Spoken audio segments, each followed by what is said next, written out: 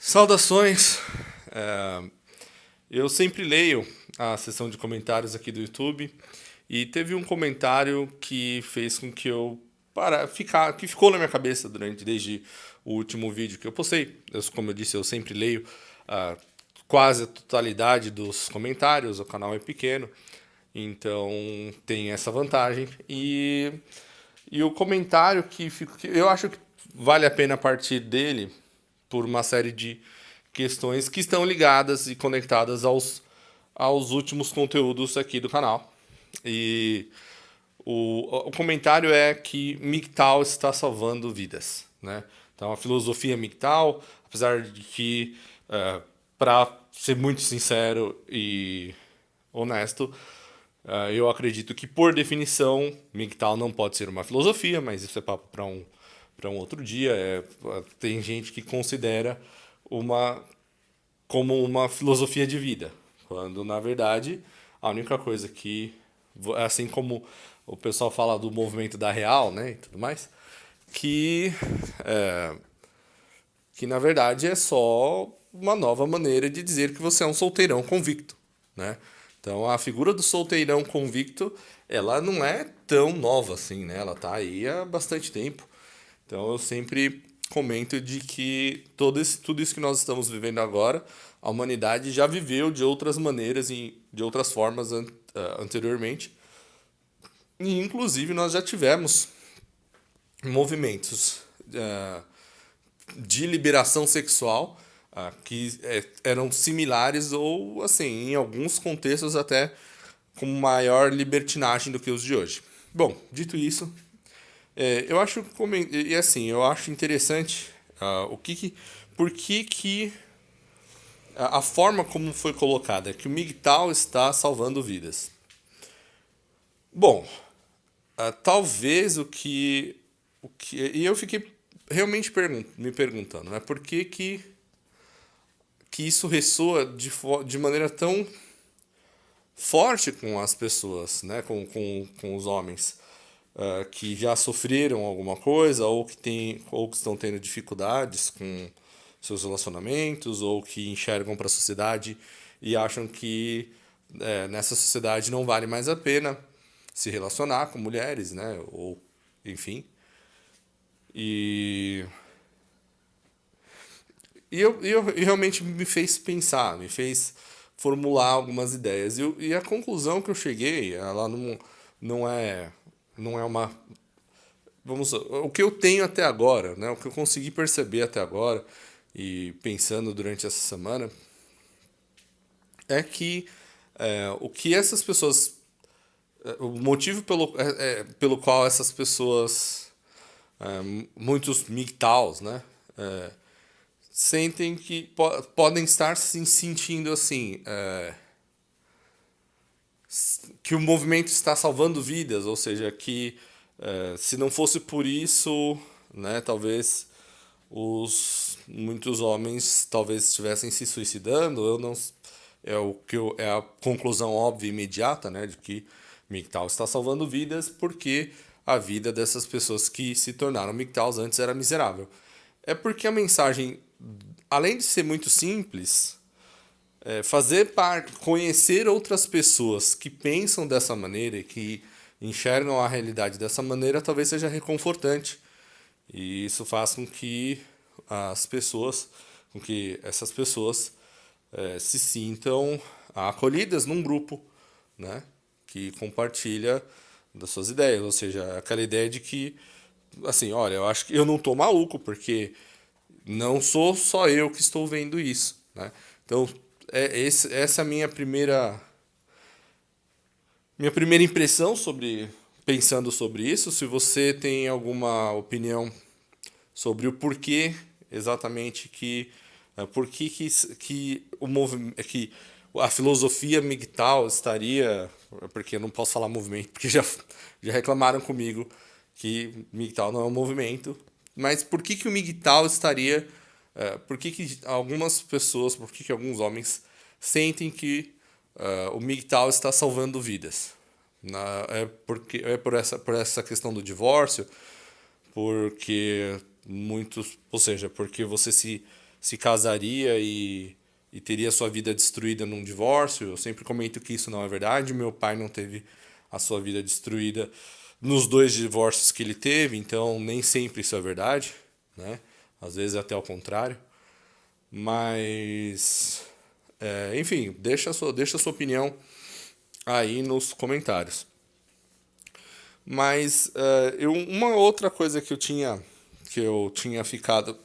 Tem 2 coisas que eu gostaria de comentar, além disso, e que eu acho que são complementares. Primeiro, com relação ao último vídeo, quando eu falei que o número de homens virgens, triplicou na última década nos Estados Unidos. E os Estados Unidos, como têm a hegemonia cultural aqui no Ocidente, e aqui no Brasil isso é notório, você vê pelos livros, a maior parte dos livros são traduzidos e de literatura americana. Então, a maior parte do que as pessoas leem, tanto no âmbito acadêmico, quanto no âmbito de literatura de ficção, no geral, pouca coisa vem lá do Reino Unido e da Europa, mas a grande maior parte vem dos Estados Unidos. Então, os Estados Unidos acaba sendo um termômetro para a gente. Eles têm a velocidade com que se faz pesquisa lá é muito maior do que a daqui. E as estatísticas também saem muito mais. Geralmente saem lá primeiro, depois aqui.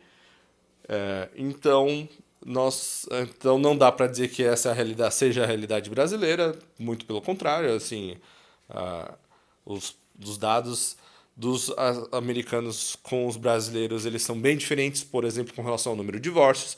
Lá nos Estados Unidos se divorcia muito mais do que aqui. E é claro que, mais uma vez, fazendo a ressalva de que isso varia de estado para estado, assim como aqui, e de comunidade para comunidade, assim como aqui. Mas foi um dado interessante que eu levantei e eu também fiz questão de notar que, embora o número de homens seja impressionante, porque nós estamos falando de homens na faixa dos 18 anos aos 29 anos, ou seja, a faixa jovem, que historicamente das mais, quando não a mais sexualmente ativa, e o número de homens que não fizeram sexo nenhum. Tipo, você pergunta para os homens, assim, nessa faixa etária: você fez sexo no último ano, de um ano para cá, nos últimos 12 meses? E eles dizem que não. O número do não subiu de 8% para 28%, né? Entre 8% e 9% para 28%. Então, por estimativa, você pode dizer que há 10 anos atrás, em torno de 10% dos homens, de 5 a 10% dos homens não faziam, ainda não tinham feito sexo, ou pelo menos não tinham feito sexo nos últimos 12 anos. Esse número aumentou para entre 25% e 30% dos homens. Então, ou seja, 1 a cada 4, 1 a cada 3 homens, né? Então é bastante, é um número considerável. Mas eu também fiz questão de notar que isso também é verdadeiro para as mulheres. De que o número de mulheres sempre foi menor do que o de homens. Então, há 10 anos atrás era de 6%. E agora esse número já chega a 18%. Então, ou seja, novamente, antes era entre 5% e 10% das mulheres, agora é entre 15% e 20% das mulheres, ou seja, 1 a cada 5, né, ou a cada 6. Então, ou seja, o número de pessoas, novamente, dados que parecem, assim, que lembram um pouco os dados que geraram os herbívoros lá no Japão, né? Que acaba, com o passar do tempo, acaba se tornando um problema demográfico sério, né? Então a gente está falando debatendo a reforma da Previdência aqui, e verdade seja dita, é bom que alguma coisa seja aprovada com relação à questão de capitalização, porque o peso da sociedade, ele com certeza vai cair no ombro de muito poucas pessoas, né? Então, novamente, volta para aquela questão da taxa de reposição e tudo mais. Um dos comentários que eu recebi foi que eu não aproveitei bem esse tema inicial. Na verdade, o que aconteceu foi que em seguida, eu resolvi colocar alguns um estudo específico, né? E que para mim é bem óbvio o que assim, a engenharia social pela qual a sociedade está passando, né? E eu só quis apontar para o fato de que de que houve esses estudos e que nós, então eu comentei sobre um estudo da utopia dos ratos do Carl Jung, né? O resumo dessa utopia é que quando você elabora a sociedade de uma maneira específica, o que acaba acontecendo é justamente o que nós estamos vivendo. E é uma forma muito. E o que eu estava apontando lá é que é uma forma muito eficaz de diminuir a população. Eu vejo nesses movimentos masculinistas, às vezes, ou machistas, dependendo de como você prefere colocar, eu vejo algumas ponderações, às vezes, que não fazem muito sentido. Uma delas é que por que uma elite qualquer pensaria em fazer alguma coisa desse tipo, eliminando primeiro e sobretudo a classe mais favorecida intelectualmente, ou que eles pensam que é a classe mais favorecida intelectualmente. E a verdade é que o que as pessoas olham e consideram como uma classe favorecida intelectualmente não é tão intelectualmente favorecida assim. Então, as pessoas que na nossa sociedade parecem ser muito inteligentes, você, assim, no decorrer da história, nunca foi um. Esse não é um fetiche da elite, né? Então, você achar que a elite vai ligar porque você tem um QI de 110 ou 120, ao que tudo indica, QIs altos são extremamente manipuláveis. São muito mais fáceis de manipular do que QIs mais baixos. Então, ao mesmo tempo que você consegue aprender a fazer tarefas diversas de forma muito mais fácil, a alta capacidade de abstração é um fator negativo na hora de você manipular as pessoas. E tanto é assim que você vê as instituições que são mais manipuladas, que mais facilmente viram massa de manobra, são justamente nas instituições que nós consideraríamos as de ponta na inteligência, né? Então você esperaria que nas faculdades, nas nossas universidades, você não vai imaginar que as pessoas que estão ali são pessoas burras. São pessoas com QI baixo e etc. E outra coisa que eu resolvi apontar naquele vídeo foi que já pelo menos 60, 70 anos que sabemos, né, ou que a literatura é ampla com relação ao fato de que muitas coisas alteram o QI das pessoas, né? Então, aí vai ter gente que fala que existe um componente genético ou não, aí vai gente falando assim, mas o potencial da etnia ou raça X é muito maior ou muito menor. Olha, a verdade é a seguinte, até passou de um certo ponto, não existe mais. A vantagem ela diminui conforme o número de QI, por exemplo. Então existe uma diferença muito grande de uma pessoa com QI 70 para um QI 85. E existe um QI muito grande de uma pessoa de QI 85 para um QI de 100. Mas de um QI de 100 para 115 já começa a diminuir. Né? De um QI 115 para 130 também já não começa, assim, já chega aquele ponto em que só você estabelecer que uma pessoa é mais inteligente que a outra já não vai fazer tanta diferença, né? Na maior parte dos contextos. Então eu resolvi apontar tudo isso e eu não consegui casar tudo isso direito, eu acredito que pelo menos até no final do vídeo. Então se você pegou e ouviu até o final, o último, na verdade foi um podcast, eu acredito que eu tenha feito. Mas se você assistiu, não, foi um vídeo. Mas se você assistiu até o final, talvez você tenha conseguido entender onde eu queria chegar, né? Mais uma outra coisa que eu coloquei ali é que que a elite sobre a qual eu me refiro é sobretudo uma elite intelectual e não uma elite financeira.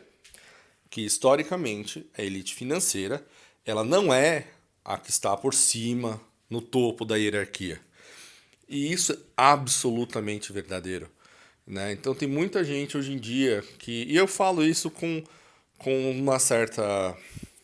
com um certo conhecimento de causa, porque eu eu estudei esse negócio por 15 anos ah, e inclusive assim, eu tive a oportunidade de conversar com pessoas dentro e fora do Brasil e que me esclareceram muitas coisas sobre as quais, sobre como pensa a elite, como realmente ela age, como ela forma, como ela funciona.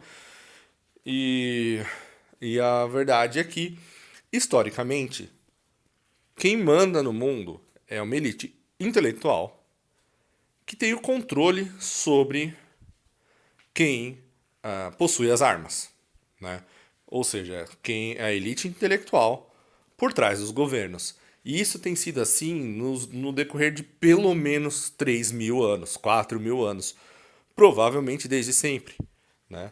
Então isso você vê desde o Império Romano. Então você, por exemplo, você tinha o primeiro triunvirato lá com Júlio César.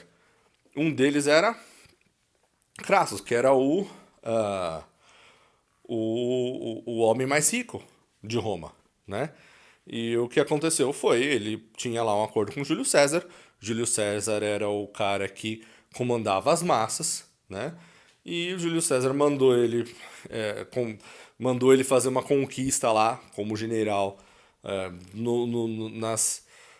na periferia do Império, e o cara não voltou nunca mais, né?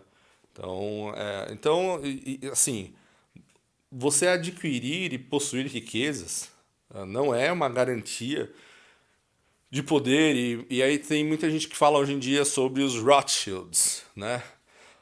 Tem gente que fala Rothschild, mas não, é Rothschild, que vem do alemão, é a família Bauer, sobretudo a família Bauer, e que aí eu não vou nem entrar na questão de se são realmente judeus ou se só se apropriaram, só se utilizaram da comunidade judaica. Também não vou entrar nesse tipo de questão, mas muita gente cita, né, os Rothschilds e aquela ideia de que dê-me o controle financeiro sobre uma nação e eu não me preocupo com quem faz as leis. Isso definitivamente não é verdadeiro. E só alguém que está de fora da elite pensaria assim. E eu garanto que os Rothschilds em si não pensam assim. Então, se você pega para ouvir o David Rothschild, você pega lá esses. Tem um deles que é envolvido com um movimento ecológico, né? E ele é até de relativo fácil acesso. Então tem lá tem o Guy de Rothschild, ou seja, tem lá as diversas casas dos Rothschilds. E eu lembro muito de uma de uma entrevista com a esposa de um dos Rothschilds lá. E mais uma vez foi levantada a questão de que ele era um barão, né? Ele é um barão de Rothschild. E ela corrigiu todas as vezes. Todas as vezes que foi levantada a questão de ele ser um barão, ela disse: não, he's a knight of the queen. He's a knight, he's a knight, he's a knight. Todas as vezes. Ele é um cavaleiro da rainha. Ele é um cavaleiro, ele é um cavaleiro, ele é um cavaleiro, ele é um cavaleiro. Todas as vezes. Ela fez questão de levantar de corrigir de que ele não era um barão. Ele era um cavaleiro a serviço da rainha. Então, eu vou dar só um exemplo. Pouca gente aqui no Brasil, ou desses teóricos da conspiração, se lembram quando a família Rothschild teve uma porrada de bens expropriados lá na França. Né? A França não foi na década de 90 agora. Eles foram lá e expropriaram uma porrada de coisa dos Rothschilds. Né? E por ameaças ao sistema financeiro e tudo mais. Os Rothschilds fizeram o quê? Nada. Absolutamente nada. Então aí falam do Fed também. O Fed é uma instituição que pouca gente entende realmente como ela funciona. Então falam assim, existem as famílias que controlam o Fed. Não é assim que funciona o Fed. O Fed é composto de cinco governos locais. Então existem 5 instituições, né, locais. Então tem 5 instituições bancárias lá que em conjunto tomam as decisões sobre o Fed, né, que em conjunto formam o Fed, né? E cada uma delas tem sua composição e suas regras, suas composições e suas regras. Então, essas regras, quem define essas regras, você pode dizer que quem que realmente manda? Quem tem o dinheiro alocado lá ou quem define as regras? É obviamente quem define as regras. Né? Então, toda essa ideia de que quem tem dinheiro manda no mundo parte do princípio de que, parte da premissa de que todo mundo pode ser comprado. E isso também não é verdade. Passou de um certo patamar de dinheiro, as pessoas não se vendem por dinheiro. Você se vende por outras coisas, mas não mais por dinheiro. E isso você vê. Eu tive a grande oportunidade de conhecer pessoas que têm muito dinheiro, né? E a verdade é que passou de um certo patamar, não tem por que você se vender, né? Então quem se vende geralmente das classes mais baixas. A classe mais baixa se vende mais fácil, né? A classe média se vende muito fácil, né? Então a classe média, a gente que tem alguma coisa, mas quem já passou de 100 milhões de dólares na carteira, você vai se vender para quem? Por quê? Tem muita gente aí na elite que tem mais, assim, a nobreza europeia no geral tem muito mais dinheiro que isso, né? Então, então tem muita coisa. Eu não vou me aprofundar sobre isso nesse vídeo, porque para eu realmente fazer um bom trabalho e apontar todos os pormenores e caso a caso do porquê que as famílias que financiam, né, ou que as famílias dinásticas que se imagina que estejam por trás das coisas. E é muito engraçado. Você vira e fala assim, são as famílias secretas que mandam em tudo. E você consegue dizer todo mundo que está lá dentro. Todos os familiares, onde eles moram, onde eles vivem, o que eles fazem, o que eles deixam de fazer. E ninguém desconfia de que isso seja balela. Ou seja, realmente a elite do mundo é tão facilmente enganável assim. Eu lembro de um pastor, ele era um pastor, ele era o chapelão. Ele acabou se tornando o chapelão da elite lá nos Estados Unidos. E eu lembro que em 2012 ele comentava, ele estava vendo uma palestra dele, ele estava comentando sobre como a elite pensa, né? E como funciona a elite. E aí ele estava falando que, olha, teve um cara lá, aí ele aponta o nome do fulano que autorizou ele a falar abertamente sobre isso, porque ele teve uma conversão próximo do fim da vida, né? E aí se vocês realmente estiverem interessados, você me deixa aí o seu e-mail nos comentários, eu posso depois ir atrás e te mandar o conteúdo. Mas como eu já disse em vídeos anteriores, eu não faço mais isso porque antes eu tinha muito trabalho para fazer esse tipo de deixar tudo muito explicitado e quase não tinha visualizações lá no meu blog, né, nas entradas que ficavam com as bibliografias. Mas o que ele fala é que assim, que ele foi treinado desde a infância a não ter em seu nome, a não ter entre seus pertences nem o casaco que ele vestia. Então, o que isso quer dizer? Quer dizer o seguinte: as grandes mentes do planeta, as pessoas que são realmente inteligentes, elas não ficam colocando as coisas no próprio nome. Elas não ficam formando trusts dinásticas que podem ter tudo confiscado num dia, como aconteceu na França, porque o governo está sem dinheiro, ou porque alguém resolveu colocá-los no seu lugar, que foi o que fizeram com os Rothschilds na França, entendeu?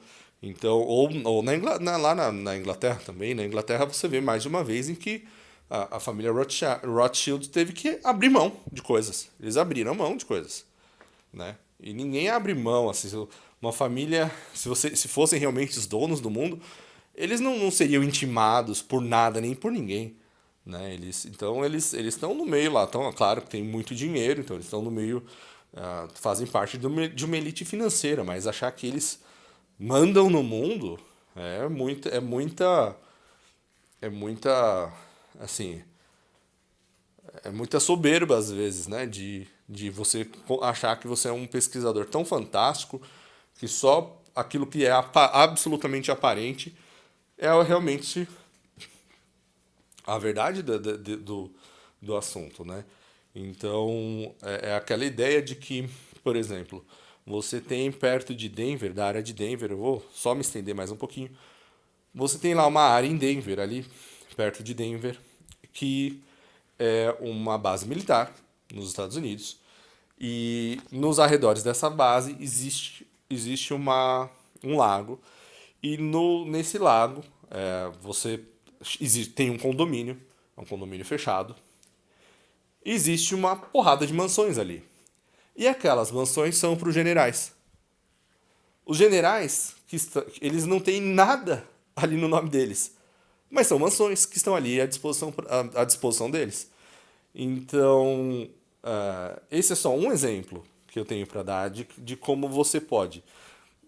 Tem um episódio dos Simpsons que tem aquele mafioso na cidade, e aí a Lisa Simpson faz amizade com o filho do mafioso, aí ele chega lá e fala assim: Nossa, você. Ela chega e fala assim: Ah, você deve ter muito dinheiro, né? E aí ele vira e fala assim: Ah, não. O que acontece é que não sei quem, não sei que fulano tava me devendo um favor e aí ele me cedeu o terreno. Aí o construtor também me devia um favor e ele construiu a casa. Aí o outro ciclano me devia um favor e aí ele me construiu as escadas, e aí o outro fulano me devia um favor e me cedeu a limusine, e é por isso, mas eu mesmo não tenho nada. Então, o mundo tá cheio dessas coisas. E quem controla pessoas não precisa ter dinheiro no nome. Não precisa ter dinheiro, você não precisa ter dinheiro. Você pode controlar pessoas. Bom, então eu espero ter esclarecido alguma coisa sobre o que eu tentei fazer no último vídeo. Então, o que eu tentei estabelecer foi: existe uma elite intelectual que, que tem pesquisado maneiras. E por isso que eu citei o caso do Chris Langer, né, que é o maior QI do planeta, e você vê que ele coloca ali, de forma implícita, né, nas coisas que ele diz, que olha, é exatamente isso que está sendo feito com você agora. Entenda que é isso. É basicamente isso que ele diz. Ele fala, olha, se eu tivesse os recursos, o que eu faria? Um grande Manhattan Project com as melhores mentes para diminuir a população de indesejáveis da maneira mais humana possível, né? Então, e quando ele fala isso, eu realmente acho que Então você pega, por exemplo, quando o Bill Gates fala, o Bill Gates vira e fala assim, nós temos que continuar com esses programas de bem-estar, porque um dos efeitos é que as pessoas têm menos filhos, né? As pessoas têm menos filhos, e isso é bom, né? Isso é bom, isso é o que se chama hoje em dia de planejamento familiar. Então, só o que eu estou dizendo é que esse dado de que os virgens, né, de que há agora o número de virgens tem aumentado, e o número de pessoas, de jovens que não estão fazendo sexo, tem aumentado. O que eu estou tentando apontar com isso é que isso foi feito conscientemente pelos tomadores de decisão. Então, é claro que chega aquele ponto em que existem os repetidores, e os repetidores são aqueles agentes que vão lá e passam as leis nos países, né? Não dá para imaginar que são realmente as mentes brilhantes que, por exemplo, o Fernando Henrique Cardoso, que faz parte do Clube de Roma, ele vai lá no Clube de Roma, ouve um monte de abobrinha, ele só ele se acha muito inteligente, mas é aquilo que eu falo.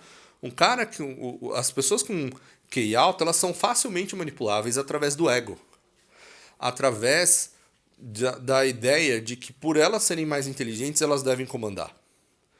Então você pega o Fernando Henrique Cardoso, é um exemplo típico disso. Por quê? Ele ia lá no Clube de Roma, faz parte do Clube de Roma. Então tem fotos dele no Clube de Roma e tudo mais. Lá no Clube de Roma, o que acontece? Ele chega lá e no que consiste quando fala assim, reunião do Clube de Roma? Eles vão lá e eles, sobretudo, eles chamam palestrantes, pessoas para dar palestras e falar sobre, como especialistas nas diferentes áreas, né? Então, é isso que acontece nessas reuniões, nossa, são super secretas, eles planejam o controle do mundo. Não, o que acontece é que quem tem o poder são aquelas pessoas que podem apontar, né? Olha, quem vai ser o palestrante e o conteúdo do palestrante. Mas, no geral, as pessoas que atendem não têm. Elas são repetidoras, elas ouvem aquilo, acreditam naquilo, né? Tem aquele feedback positivo por fazerem parte daquele grupo.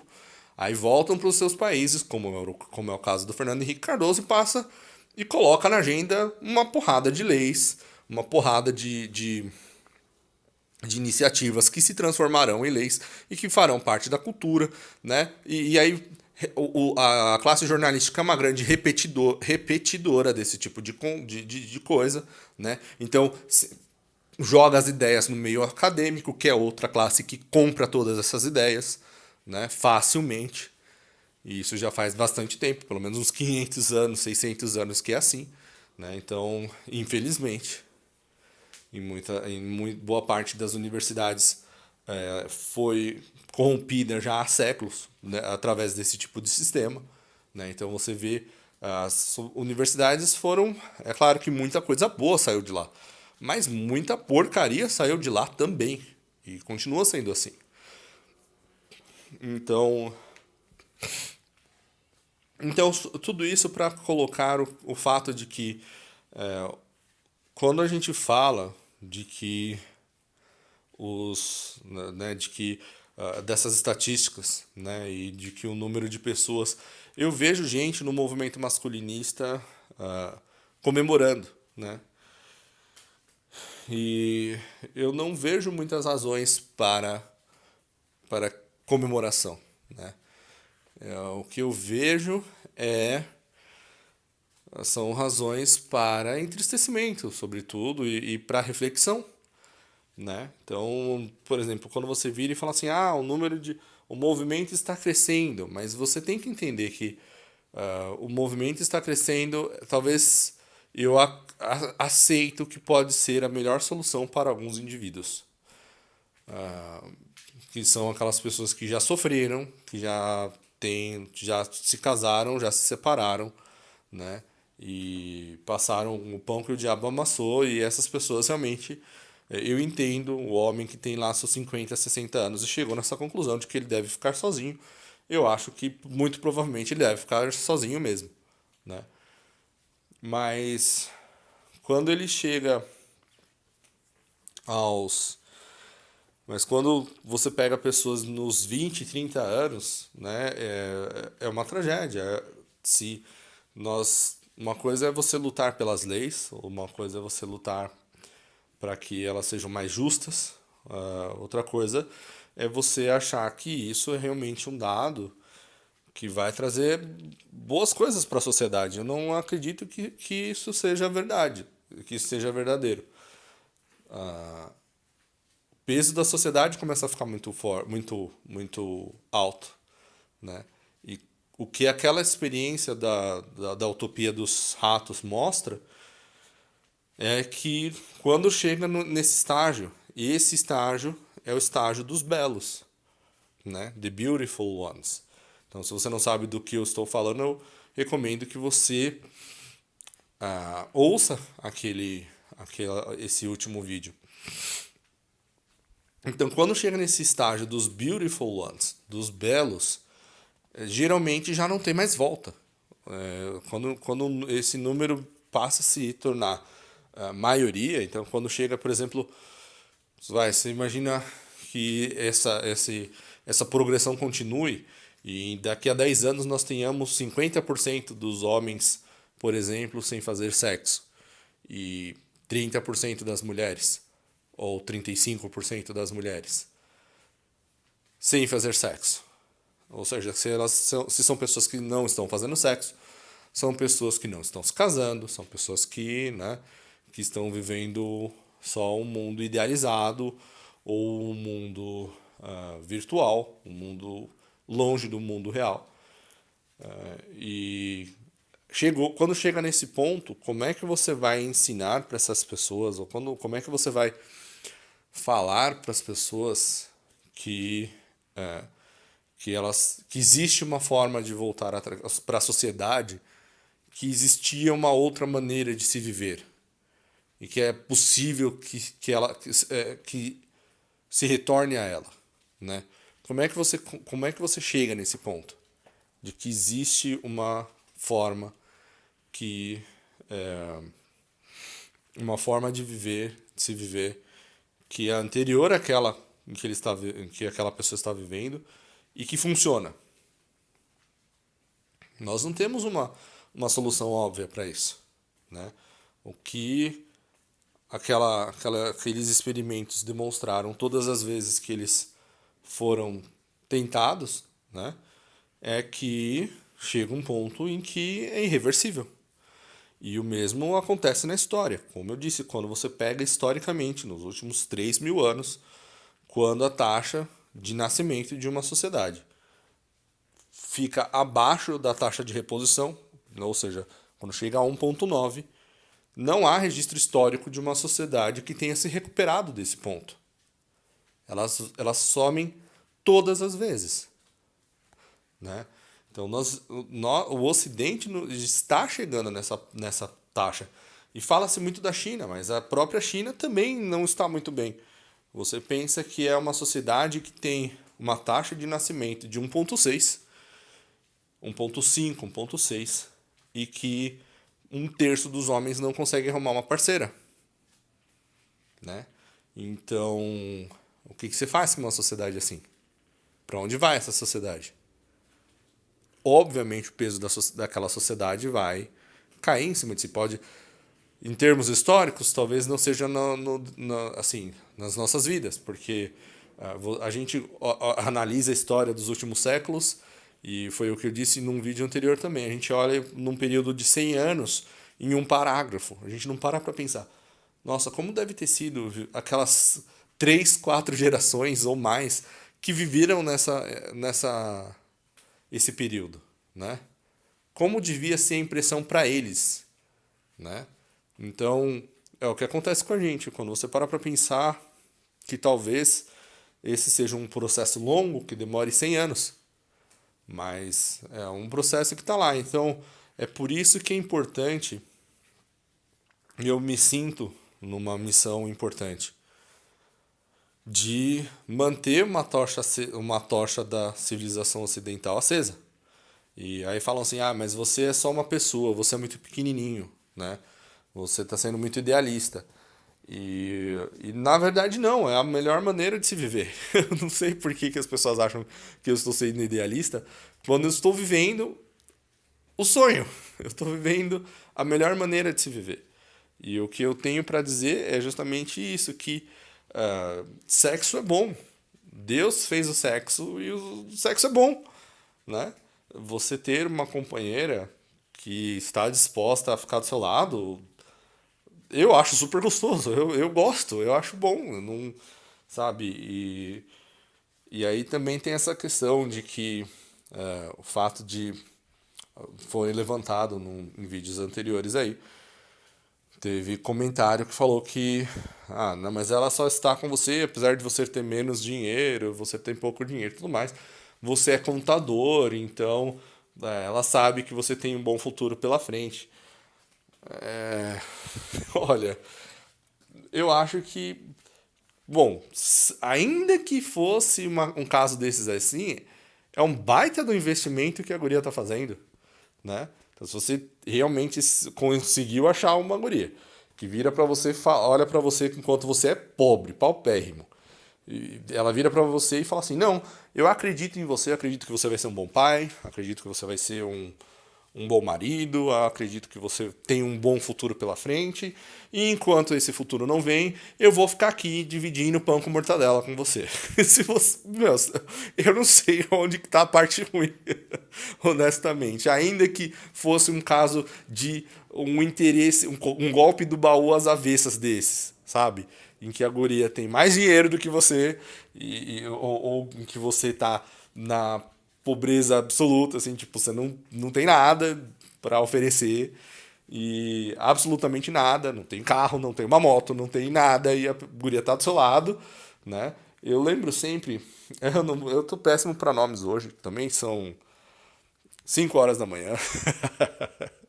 Eu tô gravando esse negócio às 5 horas da manhã, porque eu não tava conseguindo dormir e aí vim aqui, tomei uma cachaça e tomei uma água aqui. Eu tô brincando, não tomei cachaça, tomei uma água aqui e, e resolvi fazer esse vídeo. Mas então é isso, esse pessimismo, né? Essa tristeza que eu vejo em homens e em mulheres. Eu lembro desse cara que eu ia falar, cujo nome eu não me lembro agora. Mas ele é famoso, você provavelmente vai encontrar vídeo dele falando. E eu lembro de uma palestra dele, em que é aquele cara que é. Ele fez uma. Ele montou uma barraquinha de doces, né? Ele montou uma barraca de doces e começou a ganhar dinheiro, um monte de dinheiro com a barraca de doces dele. E aí ele bolou umas. Ele tinha uma noção de marketing muito boa e acabou vendendo ideia por exemplo, para o comercial da Sorriso e etc. E ele acabou ganhando bastante dinheiro, muito dinheiro. Eu lembro que ele comenta que ele não troca a mulher dele. Porque quando ele estava literalmente morando debaixo da ponte, ela estava do lado dele, né? E aí é que não seria justo, né? Agora que ele está rico, ele tem bastante dinheiro, eu lembro, pelo menos era o conteúdo da palestra, que agora que ele tinha bastante dinheiro, não seria justo ele trocar ela por uma mulher mais nova, mais jovem, menos, né, menos castigada pelo tempo e pela vida. E eu acho que esse tipo de parceria eu vejo tanto na sociedade, assim, essa coisa entre homens e mulheres. Agora, que essa questão da idealização é um problema enorme, gigantesco, sem dúvida é. Eu vou encerrar o vídeo por aqui porque eu acho que esse o vídeo não, vai ser um podcast porque eu estou gravando só o áudio.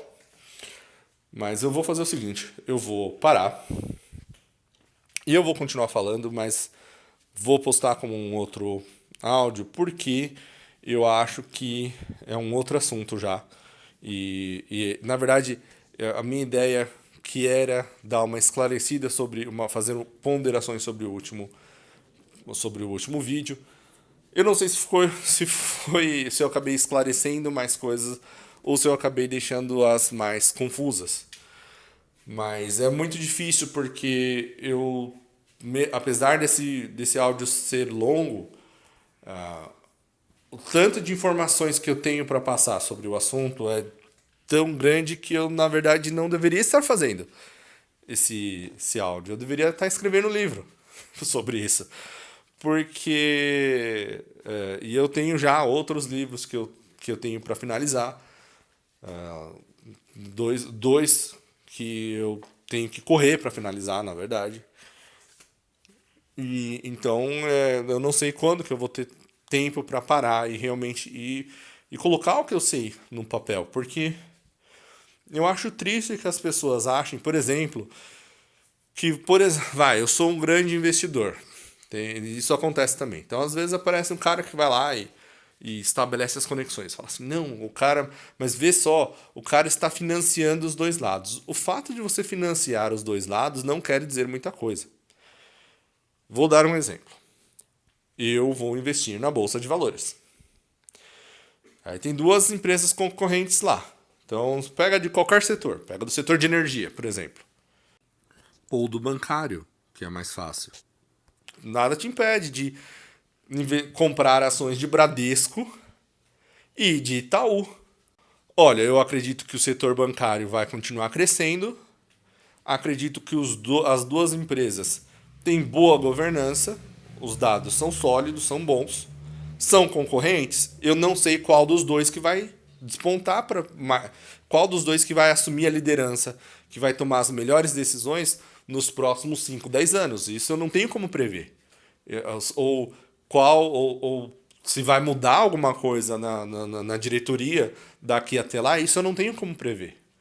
Como investidor de longo prazo, você vai e investe nos dois. Mas isso eu que sou pobre sei. Eu que não tenho dinheiro sei. Entendeu? Então, até aí, o fato de você poder investir em duas. Eu falo isso porque essa ideia de que existe uma elite financeira que manda no mundo, ela simplesmente não é verdadeira. Né? Ela simplesmente não é verdadeira. Então, quando você para pensar, né, e você analisa, então, poxa, o mesmo grupo está financiando pessoas ligadas ao Olavo de Carvalho e pessoas ligadas ao Lula. Isso quer dizer que ela controla as duas partes. Não. Quer dizer só que, olha, eu tenho que me proteger, eu tenho que proteger meu patrimônio, eu acumulei esse monte de dinheiro aqui. E eu não sei qual dos dois projetos vai conseguir assumir o poder. Eu sei que eu não tenho poder, então eu vou e sou obrigado a colocar dinheiro nas duas partes. É quase que uma necessidade financeira, não é um dispositivo de controle. Dispositivo de controle tem as outras duas partes que estão disputando, né?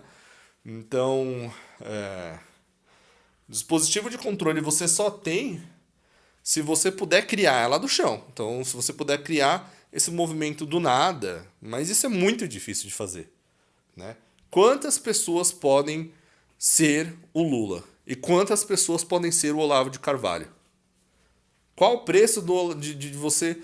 O que você tem que fazer para criar do zero uma pessoa como Olavo de Carvalho? Eu não conseguiria. E a verdade seja dita, os Rothschilds não sabem como fazer. Né? O que você faz então é o quê? Você pode investir nas universidades, você pode... Né? Mas, verdade seja dita, é como... eu lembro do Henry Ford. Você pega historicamente como essas instituições financeiras elas acabam sendo tomadas pelas pessoas pelos intelectuais que estão ali dentro. Né? O cara que institui aquela instituição, às vezes ele não sabe de muita coisa. Ele não controla muita coisa, ele não tem condições de saber de muita coisa. Ele é uma associação. Olha, eu tenho dinheiro, você me deixa viver bem, você toca as coisas aí, certo? E certifique-se de que não importa quem esteja lá no controle das coisas, eu fico aqui tranquilo, em paz. E quando isso dá errado, o que que acontece? Bens confiscados, né?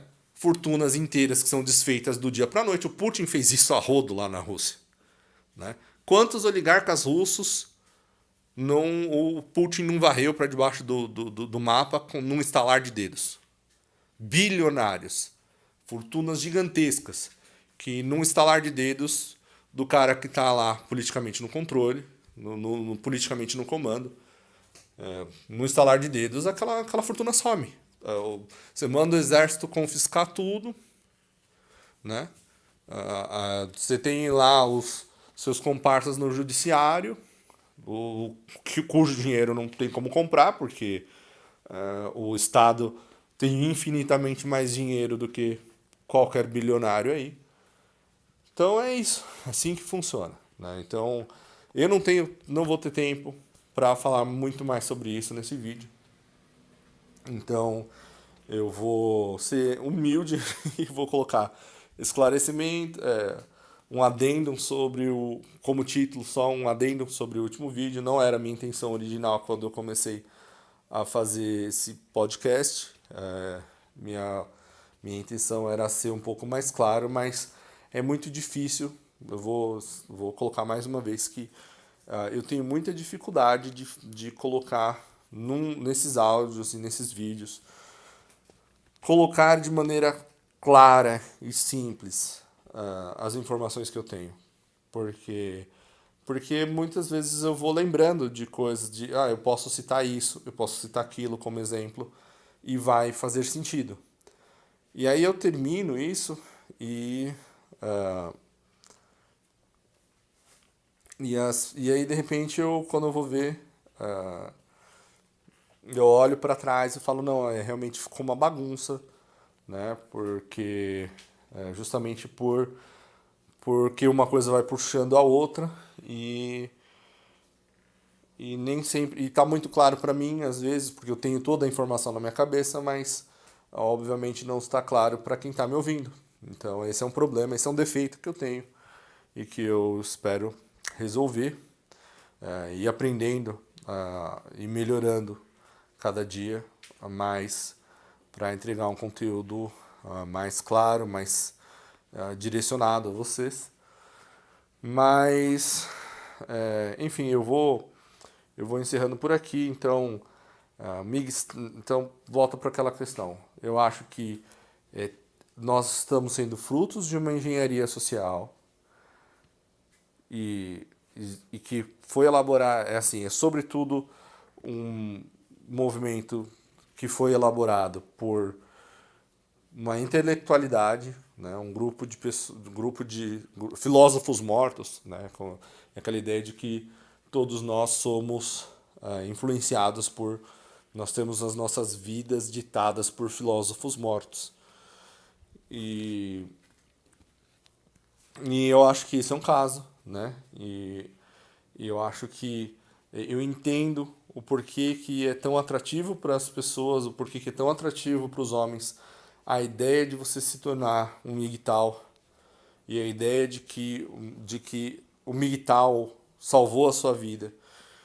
Mas eu acho que, ainda que eu entenda isso, eu ainda vou ser um defensor da ideia de que vale a pena você pelo menos tentar lutar por outras vias e então lutar por leis mais justas, sim, sempre, né? Mas não direcionar a sua raiva, o seu ódio única e exclusivamente às mulheres ou à natureza feminina, né? Então, porque tem muitas vezes eu ouço isso também, que olha, eu não tenho nada contra as mulheres, é que a natureza delas não presta. Só assim. Então você parte desse princípio e você imagina que as pessoas vão ter bebês e vão ter filhos e vão ter famílias saudáveis. Como? Como? Estatisticamente falando, você, os bebês precisam de famílias estruturadas para crescerem de forma intelectualmente, emocionalmente e fisicamente saudável. Então, para que sejam cidadãos úteis na sociedade, quanto mais estruturada aquela casa, aquela família nuclear, melhor. Como é que você faz? Como é que você vai promover esse tipo de coisa se você acha que a natureza da mulher é ruim e a do homem não?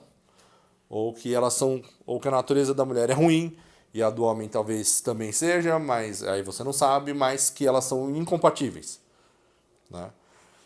Então, bom, eu vou ficando por aqui, eu vou falar sobre um outro assunto, sobre aquela questão de novo, do narcisismo e do amor incondicional no próximo áudio. Então eu vou fazer o upload desse áudio aqui e em seguida eu já vou fazer o do outro. Mas como são assuntos diferentes, eu vou encerrando isso daqui. Espero que você tenha, que apesar da bagunça que eu fiz agora às 5 horas da manhã, espero que você tenha gostado do conteúdo e curta, compartilha, inscreva-se no canal e eu espero ver você por aqui nos próximos episódios. Então, forte abraço e até a próxima.